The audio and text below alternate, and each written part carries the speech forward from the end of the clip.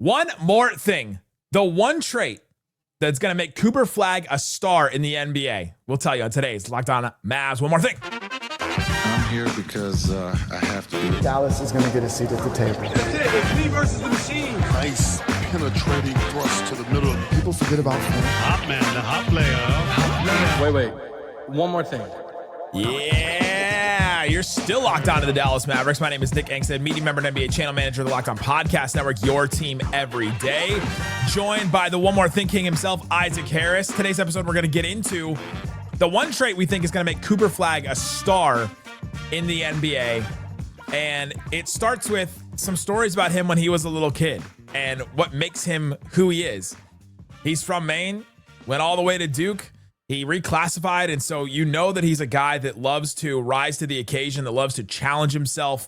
Isaac shared the story yesterday about, the reason why he picked Duke was that John Shire, the coach of Duke, kind of challenged him and critiqued his game a little bit before he actually agreed to go to Duke. And so he wants that. He wants to get better. But I think the trait that's going to make him better is and make him a star in the NBA is his competitiveness. We hear it about every single star in the NBA. Yeah, to be one of the best players, you got to have that trait. And for as much as I get it, for as much as we laugh about it and everything with Nico and Mamba mentality, but the definition of what like Mamba mentality looks like feels like so much of what you read about Cooper Flagg, of just how bad he wants it, even for a guy who's been the top guy in his class for so long, and just being one of those guys, and growing up in Maine, and they haven't had a player drafted from Maine in the NBA in 40 years. So it's like, Which was 1985, by the way. So he starts, he's like killing it up in Maine. He has this twin brother, and people like, he just gets out about how good he is. And just like people flocking to go see this, kid play high school. And, he wins this national title as a ninth grader. But, he says, he's like, well, for me to like anybody who's really good, you almost have to transfer to like a big time high school when you're in that caliber type of player. But it's like, and then they transfer to Monteverde and stuff. So it's like every step of the way from his small hometown in Maine, like tiny hometown, to Monteverde, to Duke, to what? Monteverde. Monteverde. Monteverde. To Duke, every step of the way, the biggest stages possible, everybody just raves about his tenacity, his passion for the game, his like, I'm not going to be content. I want to get better. He goes into Duke, and there's like some of those like small negativities that we talked about the other day. Like, he has a little bit, too skinny of a frame for his size, or man, is the outside shot like that trustworthy?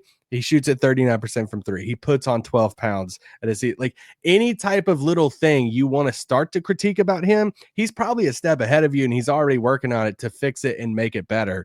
And that's the thing that every coach, every person has just raved about him since he was a kid. Yeah, it's the thing that takes you to another level. It's the thing that separates the really good athletes, the guys that you see and you're like, man, this guy.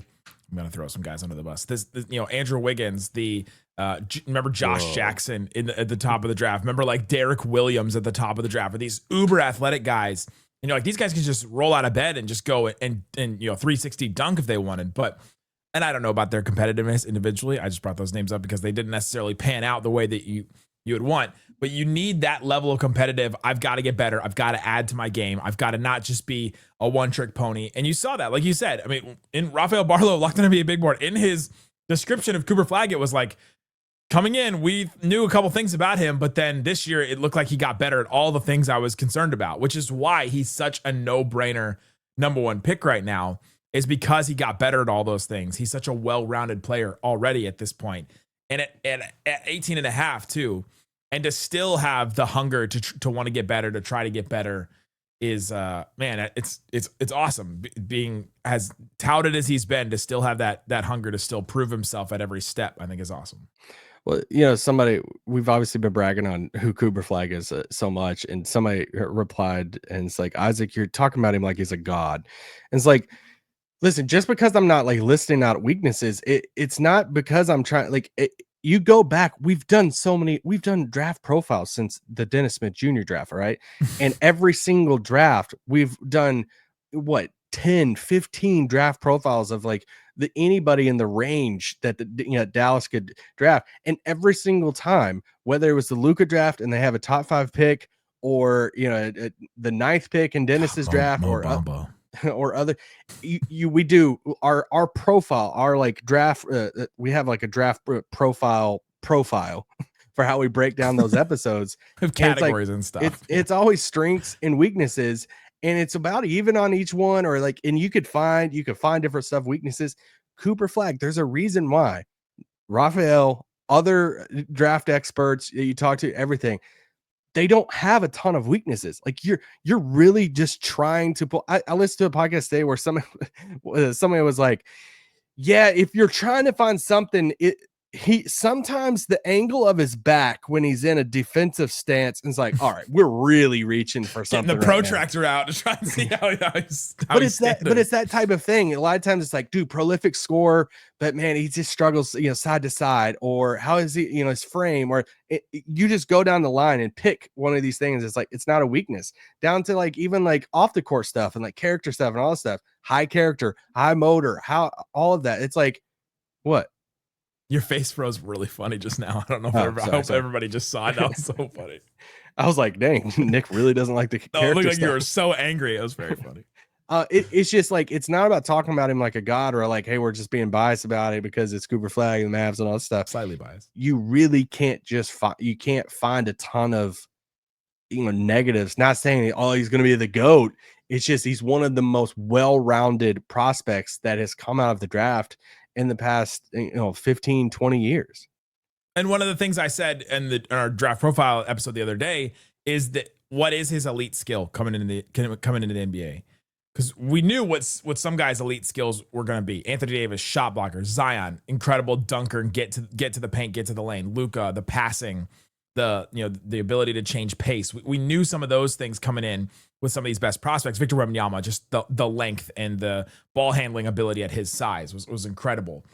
A Cooper Flagg, you're like, okay, he's really good he's excellent at so many things. What's his thing that he's going to be elite at in the NBA? And I think this competitiveness and the drive to want to be better is going to get him there, is going to get him to one of those things. And I don't know which of the traits it's going to be right now. Maybe if I do more film work on him and see which one I think is going to extrapolate out to be an elite thing. I'm not sure yet. And I don't think we know yet, which is what is fun about these draft prospects and what gets you so enamored with some of these guys is you're betting on one of those skills to become elite. But I would bet on his competitiveness. I would bet on him wanting to get better all the time.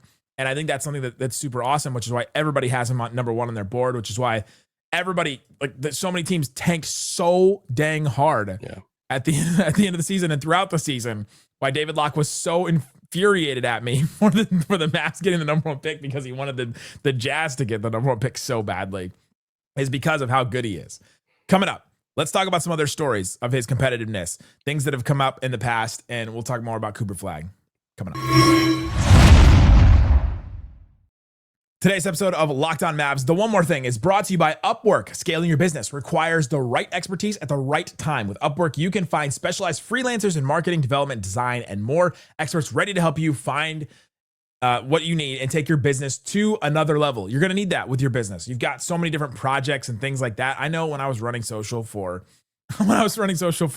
Locked On, it's very difficult. We had 220 shows. It's hard to figure out how to do everything yourself. You need a team with top freelance talent that are flexible across multiple industries, including IT, AI, web development, marketing. That's what I would have needed. Whether you need extra hands for a project or a long-term partner, Upwork makes hiring simple and affordable. Visit Upwork.com right now. Post a job for free. That's Upwork, UPWORK.com, Upwork.com to connect with top talent and grow your business today.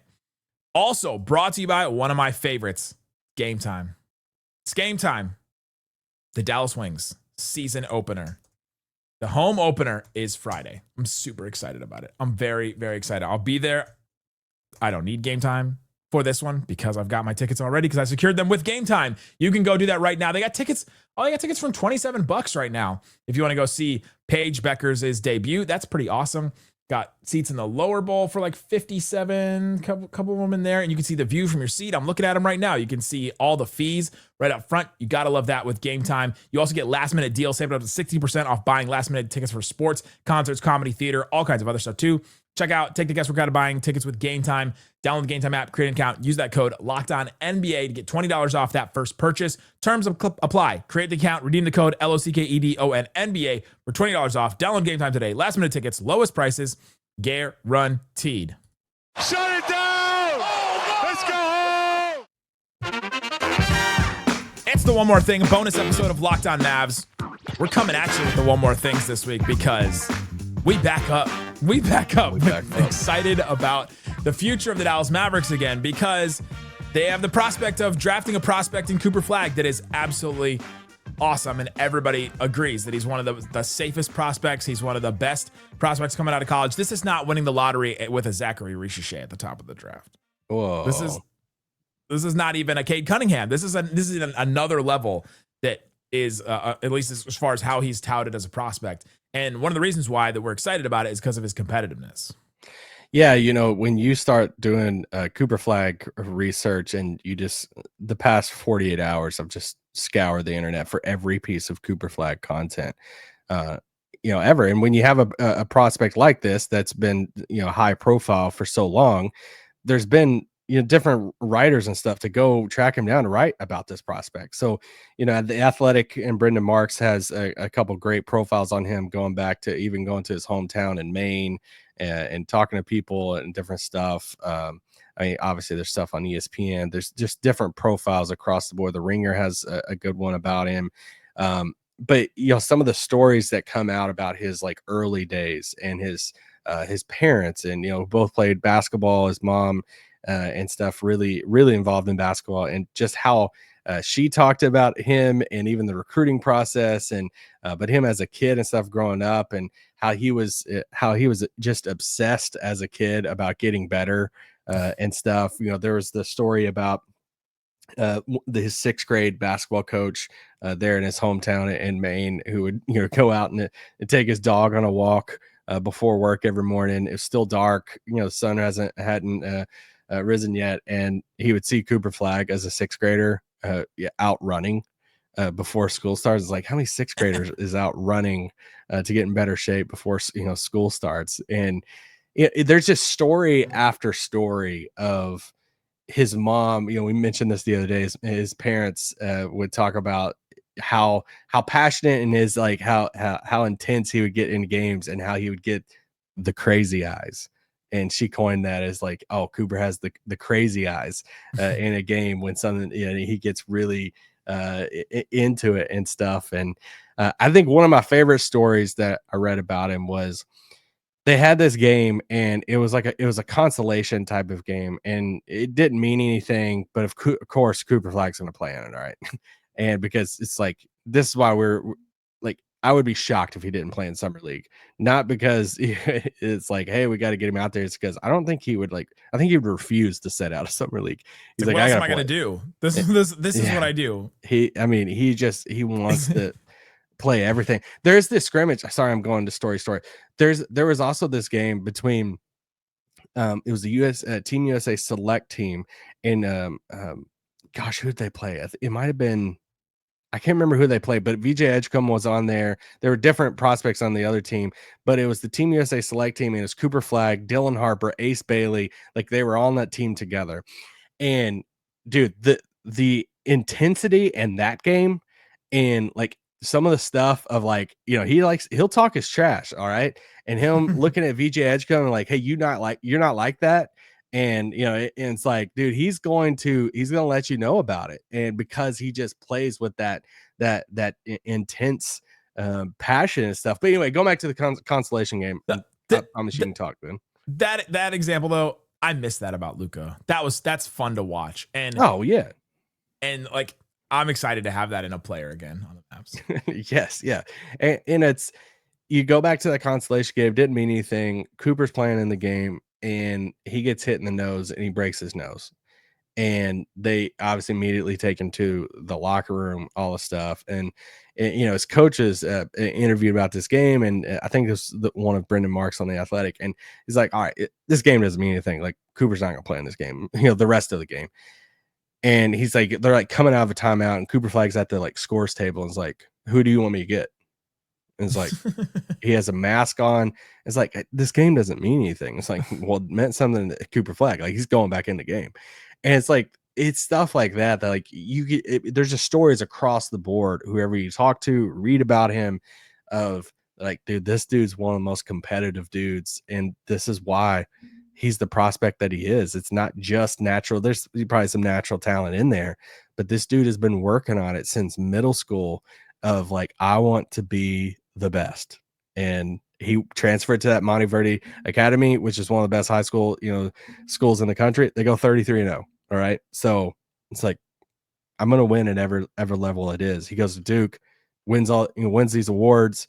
Duke's one of the best teams in the country. He's the second youngest player in college basketball, and he's literally the best player in college basketball. And they get beat in the Final Four. Houston was a good team, and he misses a shot. But it's the fact that like he took him there too. So every step of the way, he's proved that he's one of the best, players at his age range. I think it's Montverde. I've heard it different ways. I heard Bobby Marks. Heard it both ways. Today on did I watch combine scrimmages today, son? Yes, I did. And Bobby Marks was talking about it, and he mentioned that, and I was like, all right, I tried to say it like him, but y'all get it. Who knows? I could be wrong too. Absolutely. Monteverde. What do you Monteverde? What do you take from Cooper Flagg answering questions like this at the combine on the possibility of playing for the Mavericks? As far as Dallas goes, they've got a lot of really good pieces. D-Live coming from Duke. That's pretty cool. I think it would be a really cool opportunity. What do you think about him taking these stance? Like, it would be cool. That'd be great. And like him not smiling super big when the lottery was revealed and that kind of thing. I mean, I just think that's the type of guy he is, and he's already trained. He's been in this world for a while. I don't think he doesn't feel like the type of guy that's going to be like, yes, in wearing a Mavs, Jamal Mashburn throwback Mavs jersey to the combine. Like, he's going to go through the process. He's probably not the guy that's going to say, yes, I'm going number one for sure.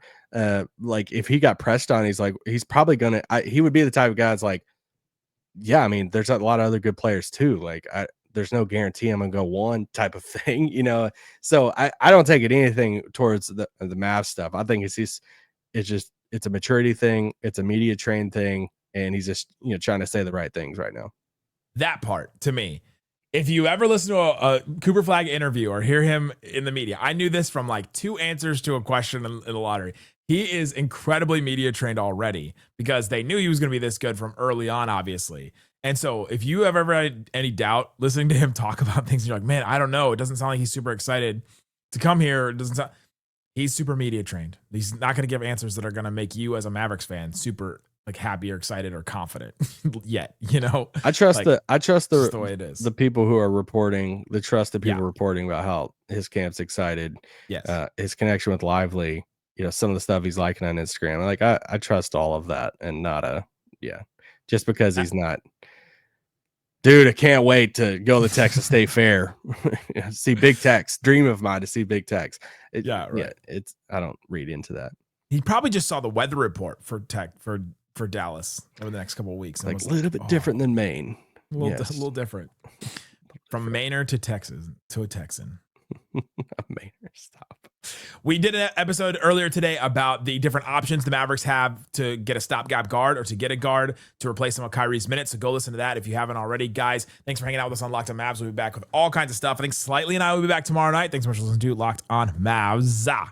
Peace out. Boom. See you guys at the lottery. Did